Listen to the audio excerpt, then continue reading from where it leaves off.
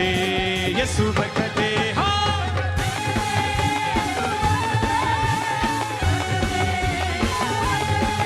हाँ बरकते यीशु बरकते, बरकते यीशु बरकते, बरकते यीशु बरकते, यीशु बरकते, बरकते यीशु बरकते। खाली ना जाए आज कोई, रूह ताजा हो जाए सबकी। Hallelujah hallelujah hallelujah hallelujah hallelujah hallelujah. खाली ना जाए आज कोई, रूह ताजा हो जाए सबकी। बदले जीवन के रूबरू, अब बसना सब में तू ही तू। वो आबे हयात का चश्मा रूह से आज भी भरता है। वो आबे हयात का चश्मा, गाए सबसे अपने हाथों को उठा के, हाथों को उठा के। वो आबे हयात का चश्मा रूह से आज भी भरता है। वो आबे हयात का चश्मा रूह से आज भी भरता है। वो है यहोवा राफा, वो है यहोवा राफा, जो चंगा करता है।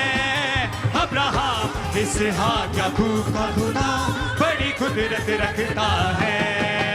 अब्राहम इसहाक याकूब का खुदा, सब बोले बोले। अब्राहम इसहाक याकूब का खुदा बड़ी कुदरत रखता है। अब्राहम इसहाक याकूब का खुदा बड़ी कुदरत रखता है। मूसा के आगे चलता है, फिरौन से आप वो लड़ता है। Hallelujah hallelujah hallelujah hallelujah hallelujah. मूसा के आगे चलता है, फिरौन से आप वो लड़ता है। पानी तो टुकड़े करता है, दुश्मन पे गालिब करता है। वो आगे हाथ का चश्मा रूह से आज भी भरता है। वो आगे हयात का चश्मा से आज भी भरता है। बोले किसा, वो आगे हयात का चश्मा रूह से आज भी भरता है। वो आगे हयात का चश्मा रूह से आज भी भरता है। बोले वो है यहोवा राफा, जो चंगा करता है। अब्राहम इसहाक याकूब का खुदा बड़ी कुदरत रखता है। सब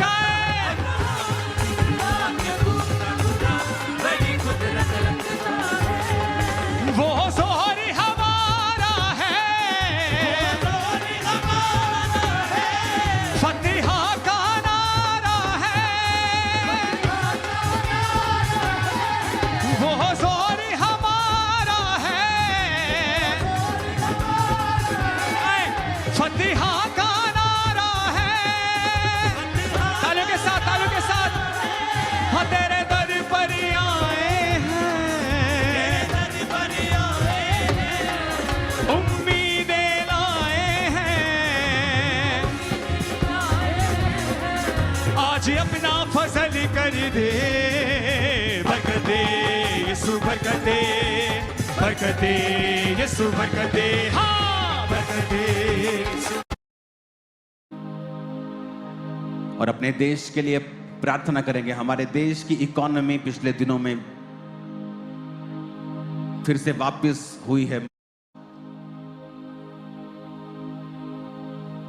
ग्राउंड तो भर गई थी और ओवरफ्लोज भर गए थे, लोग बाहर बसों के ऊपर हैं।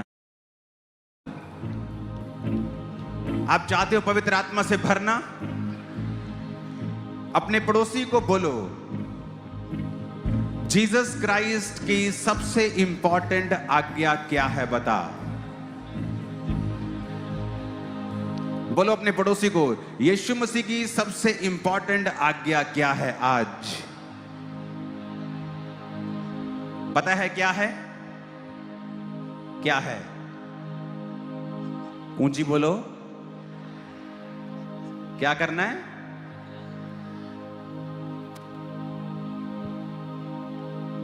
जब प्रभु यीशु मसीह मुर्दों में से जी उठे और 40 दिन वो चेलों के संग रहे और मिरेकल्स करते रहे, उनके साथ खाना खाते रहे, उन्हें यह दिखाने के लिए कि मैं आत्मा नहीं हूं, मैं हड्डी और मांस हूं, मैं जी उठा हूं। 40 दिन प्रचार करने के बाद वो एक पहाड़ पे थे और उस पहाड़ पर परमेश्वर ने कहा, मत्ती 28 उसकी 19 और 20 आयत में उसने कहा, इसलिए तुम जाओ और सब जातियों के लोगों को चेला बनाओ,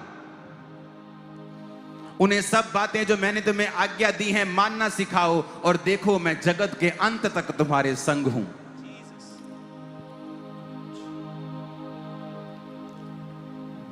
सिर्फ गूंज कम करने के लिए बोला।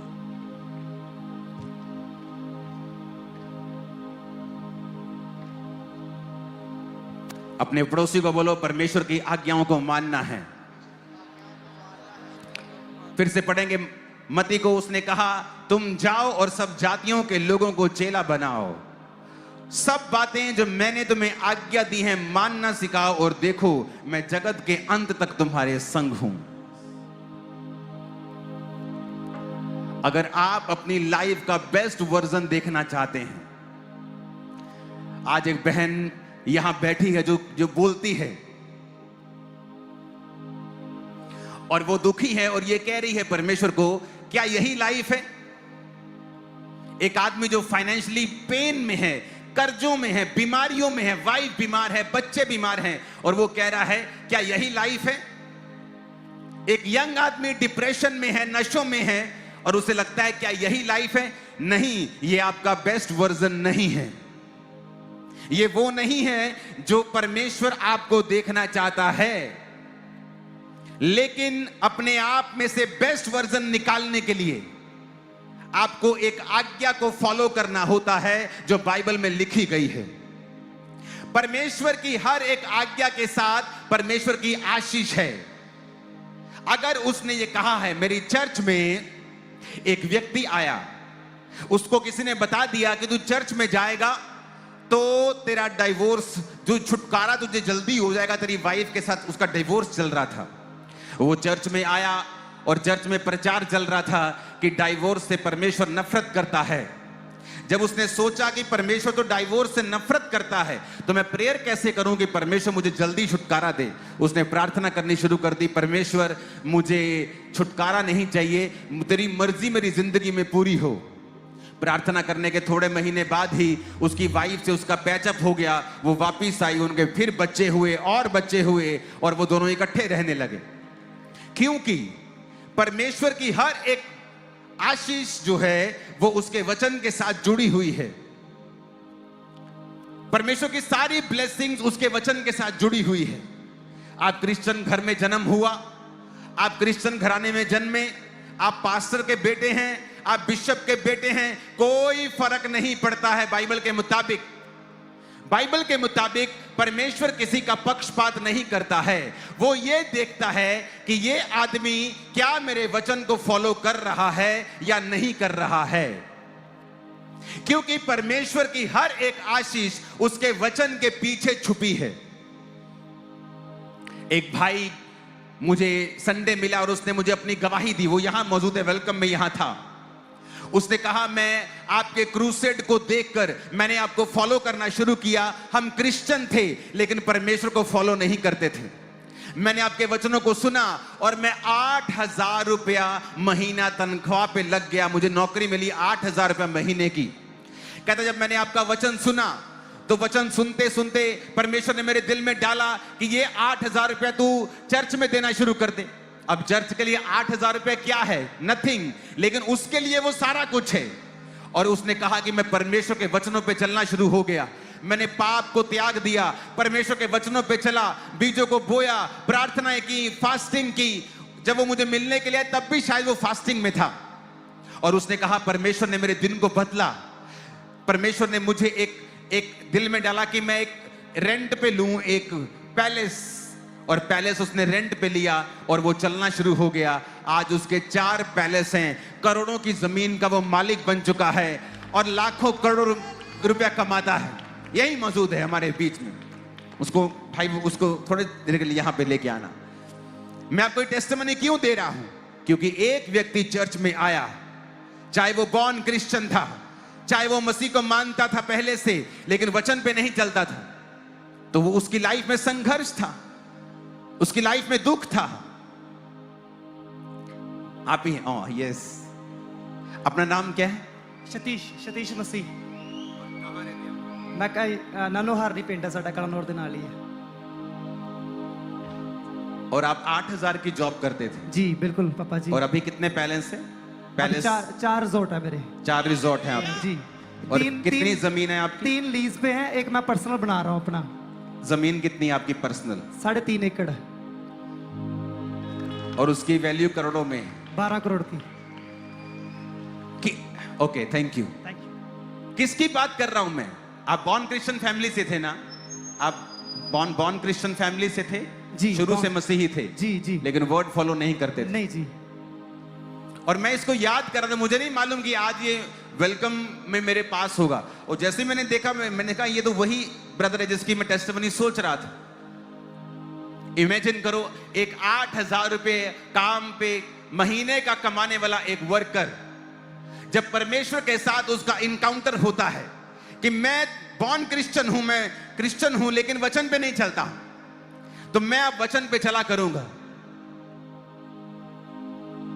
और लाइफ चेंज हुई, क्योंकि परमेश्वर में बोया गया व्यर्थ नहीं होता है, उसमें की गई पवित्रताई मेहनत व्यर्थ नहीं होती है।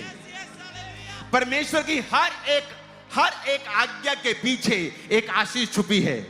वो 8,000 रुपए काम करने वाला एक मजदूर, वो परमेश्वर का बेस्ट वर्जन नहीं था, वो तुम थे। उसमें परमेश्वर मिला हुआ नहीं था, वो तुम थे।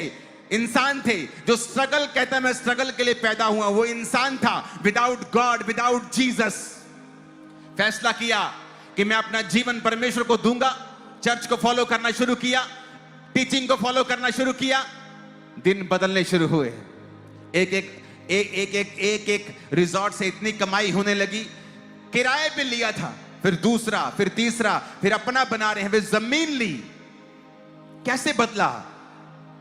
वचन के कारण बदला, क्योंकि हर एक वचन के पीछे एक आशीष छुपी है।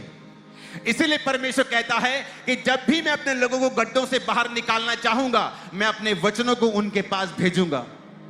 जब भी परमेश्वर आपको बीमारी से बाहर निकालने वाला होगा, वो आपको वचन भेजेगा। कई बार आप प्रार्थना करेंगे, प्रभु मैं इस बीमारी से आजाद होना चाहता हूं, मैं इस गरीबी से आजाद होना चाहता हूं, मैं इस लानत से आजाद होना चाहता हूं। आप ब्यूटीफुल हैं लेकिन आपका हस्बैंड आपके बजाय किसी और को देख रहा है। आप टैलेंटेड हैं लेकिन आपकी वाइफ आपकी इज्जत नहीं कर रही है, आपके बच्चे आपको पूछते नहीं हैं। ये सारी निशानियां हैं परमेश्वर की एब्सेंस के, कि परमेश्वर मौजूद नहीं है वहां पे। ये आपका बेस्ट वर्जन नहीं है, ये आपका बेस्ट नहीं है। जो परमेश्वर जिस तरह से आपको देखता है, आप अभी तक वहां नहीं पहुंचे हैं, क्योंकि वहां तक पहुंचने के लिए परमेश्वर की आज्ञाओं को मानना जरूरी है। उसकी आज्ञाएं आसान हैं, उसकी आज्ञाएं मुश्किल नहीं हैं, उसकी आज्ञाएं धर्म परिवर्तन नहीं करती, उसकी आज्ञाएं मन परिवर्तन करती हैं, उसकी आज्ञाएं जीवन परिवर्तन करती हैं। और जब आप उनकी आज्ञाओं को मानने लगते हैं, जब आप परमेश्वर की आज्ञाओं को सुनने लगते हैं और उसकी आज्ञाओं को मानने लगते हैं, आप किसी भी धर्म से क्यों नहीं हैं, आप किसी भी जाति से क्यों नहीं हैं, परमेश्वर आपकी प्रार्थनाओं को सुनने लगता है। हजारों लोग हैं, हजारों लाखों लोग हैं चर्च में आके जिन्होंने नशे को छोड़ा है और परमेश्वर ने उनको आशीषित किया है। कितने लोग हैं यहां पर जो चर्च आने के बाद नशा छोड़ चुके हैं? दोनों हाथों को हिलाओ जरा, ये देखो, मारो जरा कैमरा, दोनों हाथों को जोर जोर से हिलाओ जरा। लाखों लोग आपको मिलेंगे, दोनों हाथों को हिलाओ जरा जोर से। आप जिस एरिया में देखेंगे, जिस जगह देखेंगे जहां जेंट्स ज्यादा हैं, आप देखेंगे वहां पे लाखों लोगों ने नशों को छोड़ा है। यह कैसे पॉसिबल हुआ? परमेश्वर की सामर्थ्य के द्वारा। अपने पड़ोसी को बोलो, परमेश्वर की हर एक आज्ञा के पीछे एक आशीष छुपी हुई है। आमीन। वो आज्ञाएं आज मैं आपको बताने वाला हूं।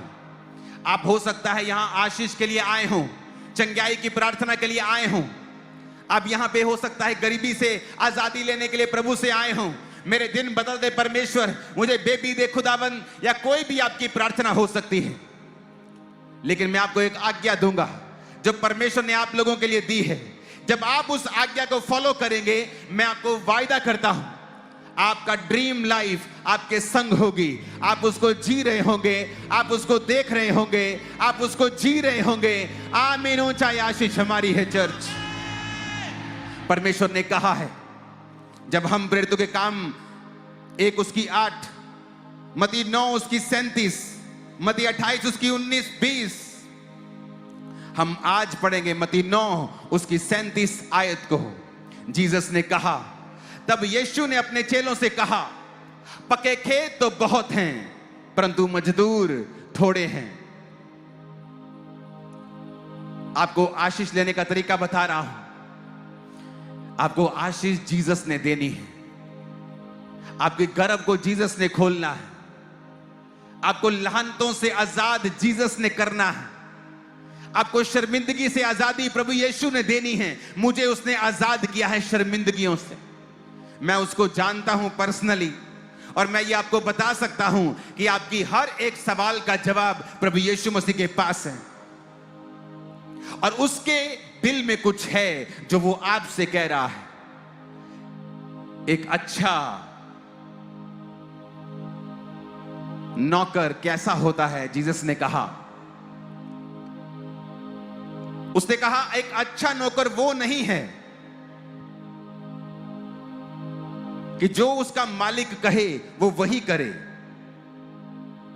वो भी ठीक है, लेकिन जीसस ने कहा एक अच्छा नौकर वो है जो अपने मालिक की बातों को समझकर वो भी करे जो मालिक ने नहीं कहा है। उसने कहा, अगर मालिक ने तुझे खाना बनाने की ड्यूटी दी है। हालेलुया, सबको जय मसीह। दोस्तों, हमारे प्रभु का दास आ रहे हैं। आप लोग देखिए, कमेंट करिए, शेयर करिए, लाइक करिए, और हम विश्वास करते हैं कि आप लोग जहाँ होंगे बहुत अच्छे होंगे, मस्त होंगे दोस्तों। और इस वचन को आप लोग सुनिए, कमेंट करिए, शेयर करिए, लाइक करिए। और इस प्रभु का दास ने ऐसे वचन कहते हैं। आप लोग शेयर करिए, कमेंट करिए, लाइक करिए, और इस वीडियो को बहुत दूर तक पहुंचाइए दोस्तों। हम विश्वास करते हैं कि आप लोग जहाँ होंगे मस्त होंगे।